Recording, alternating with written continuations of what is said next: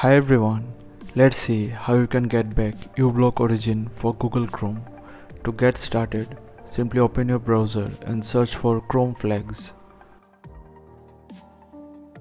Now in the search box here, type MV2. You will get Allow Legacy Extension Manifest Versions. Simply enable it and click on Relaunch. Once relaunched, open a new tab and search for uBlock origin. From the search results, go to the GitHub page. Now from here, under releases, click on the latest version. Scroll down the page and select Chromium from here and download it.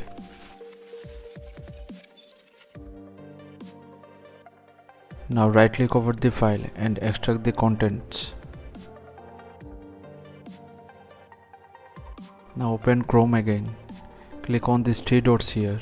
Click on Extensions and then Manage Extensions. Now turn on the developer mode from here.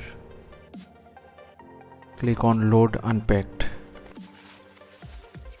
Now simply browse and select the folder you just extracted.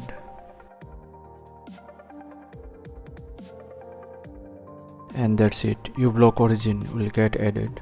So thanks for watching. Please feel free to subscribe and support the channel if you found the content helpful. Thank you.